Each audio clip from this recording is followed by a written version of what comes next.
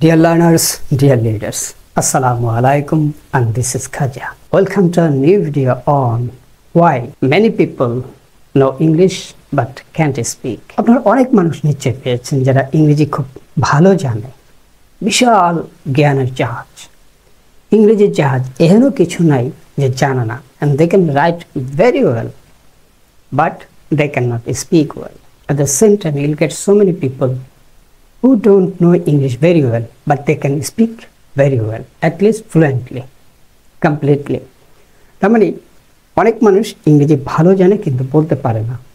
আবার অনেক মানুষ আছে যারা ইংরেজি কম জানে কিন্তু বলতে প্রচুর পারে। আবার অনেক মানুষ আছে who can write well, at the same time they can speak well.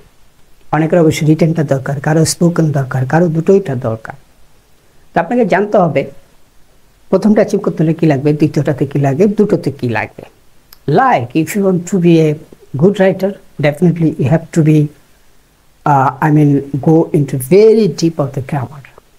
গ্রামারে যেতে হবে, সেন্টেন্স কনস্ট্রাকশন জানতে হবে।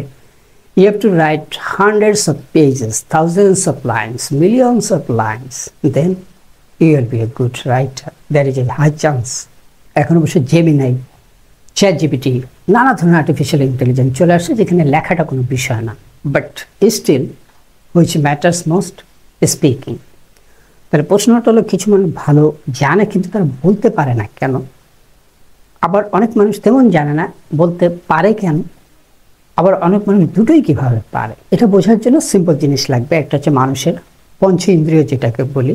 আমাদের 5টা অর্গান আছে, 5টা অর্গানের কাজ কিন্তু 5 রকম। লাইক চোখের কাজ দেখা, কানের কাজ শোনা। যেমন অনেকে ভালো শুনে, তার মানে তার কান ভালো, মনোযোগ ভালো। অনেকে হাত চলে ভালো, তো যার হাত চলে, যিনি লিখতে পছন্দ করেন, লিখতে লিখতে যার অভ্যাস হয়ে গেছে, তিনি রিটেনেই থাকবেন। আর যারা বলে, কথা বলে, সবাই তার কথা বলে না কিন্তু এই সোসাইটিতে খেয়াল করবেন মানুষ এক একজন এক এক টাইপের। So which type fits with you, আপনার সাথে কোন টাইপ যায়। যেমন কিছু মানুষ লিখতে পছন্দ করে, কথা বলতে পছন্দ করে না, it's okay. And if it is essential that you have to speak in front of people with your clients, and you have to go for local, international, global communication, then you have to speak in English, definitely. লেখার কাজটা, ইংরেজি লেখার কাজটা এখন শেষ হয়ে গেছে আসলে, কারণ আর্টিফিশিয়াল ইন্টেলিজেন্স যত ভালোভাবে লিখতে পারে, এর চেয়ে বেটার লেখা হিউম্যান বিংয়ের পক্ষে ইজ কোয়াইট ইম্পসিবল, সম্ভব না। সুতরাং বলার ক্ষেত্রে আপনাকে এখন ফোকাস দিতে হবে যদি বলাটা দরকার হয়। এখন এই যে আমরা বলছি, আমাদের মুখ, তাই না, মুখ দিয়ে কথা বলছি। সো এই মুখের চর্চাটা যারা করবে তারা বলতে পারবে। কানের চর্চা যারা করে তারা কিন্তু শুনতে পারে ভালো, তাই না? খুব সাউন্ড কিন্তু একটার সাথে একটা ডিফারেন্সিয়েট করতে পারে। আপনি অনেক সময় পারবো না। সাউন্ডের অনেক টেস্ট আছে, লিসেনিংয়ের অনেক টেস্ট আছে, যেই কারণে আপনার আইএলসে দেখেন যে 4টা ক্যাটাগরি আছে, এক একজন এক এক রকম নাম্বার পায় কেন? একই মানুষ লিসেনিং অনেক ভালো করছে, স্পিকিংয়ে কম। আবার রিটেন অনেক ভালো করছে, স্পিকিংয়ে কম। আবার হয়তো স্পিকিং অনেক ভালো করছে, লিসেনিংয়ে কম, কিংবা রাইটিংয়ে কম। এই যে এক একটা মানুষের এক এক রকম, তাই না? মানে আপনার সব ইন্দ্রিয় যে একই রকম চলবে সেটা না, তবে চেষ্টা করলে চালানো সম্ভব। বলার ক্ষেত্রে কিন্তু স্কিলটা আলাদা, বলতে হবে, you have to speak with people, এবং তার টেকনিক্সগুলো আলাদা। আমাদের এই চ্যানেলটা কিসের? আমাদের এই চ্যানেলটা it has shared so many techniques, very effective techniques, and untold techniques, unseen techniques, very essential techniques for speaking English. কিন্তু আমরা রিটেন ইংলিশে অতটা দিইনি। আপনার স্পোকেন ইংলিশ যাতে কারেক্ট হয় সেই জন্য 10 সহ কয়েকটি বিশেষ ভিডিও দিয়েছি, যেগুলো প্রচুর জনপ্রিয় হয়েছে এবং ভেরি ইফেক্টিভ।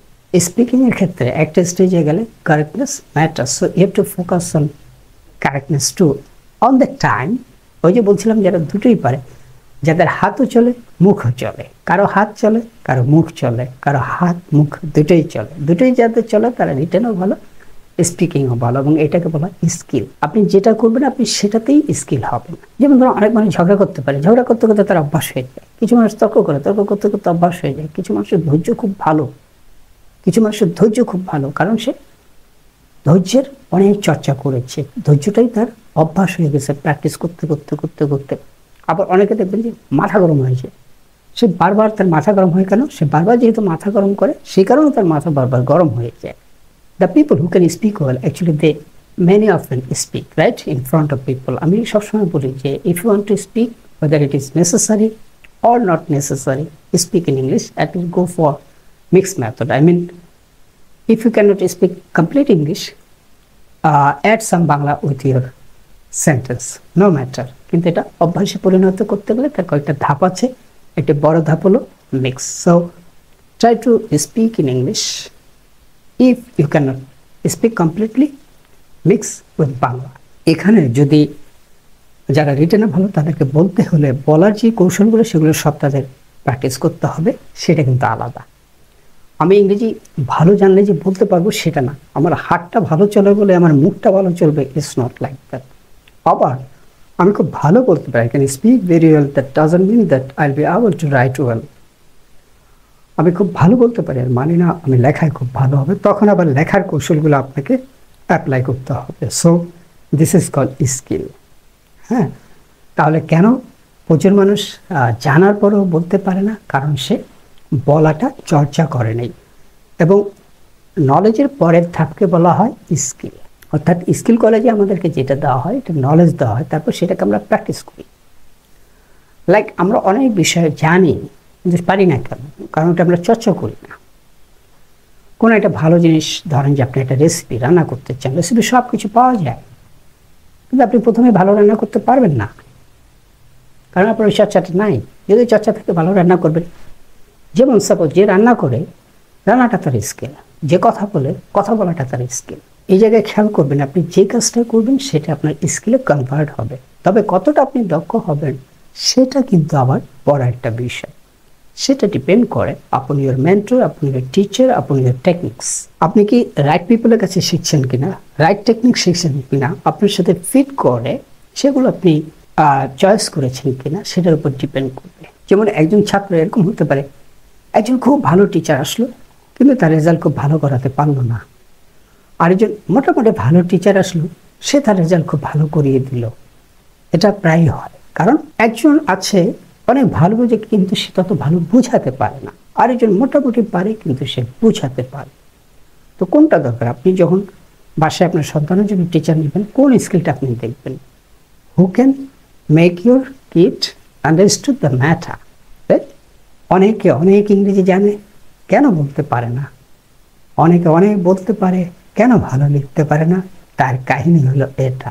স্পিকিং শিখতে গিয়ে যদি গ্রামার নিয়ে জটিলতা পড়ে যান, and so many people actually fail to learn spoken English as they become busy with the grammar. আপনি জানেন যে কিভাবে ক্রিকেটের হুক শট মারতে হয়, রাইট? আপনি জানেন, কিন্তু প্রথমবার গিয়ে পারবেন না। কেন? অর্থাৎ আপনার জ্ঞানটা আছে কিভাবে হুক শট মারতে হয়, কিন্তু প্র্যাকটিস করেন নাই। প্র্যাকটিস করতে করতে করতে আপনিও শিখে যাবেন কিভাবে হুক শট মারতে হয়। So practice makes a man perfect. এটার মধ্যে একটু গ্যাপ আছে। প্র্যাকটিসটা কোন ওস্তাদের সাথে করছে, that is also important. So whenever you do practice with the best person, learn from the best person. সুতরাং নলেজ থেকে স্কিলে, অর্থাৎ আপনি ইংরেজি জানেন, এটা এখন মুখ দিয়ে বলাতে হবে। বলাতে হলে আপনাকে টেকনিক্স জানতে হবে। সো বেস্ট টেকনিক্সগুলো কোথায় পাবেন? From the best teacher.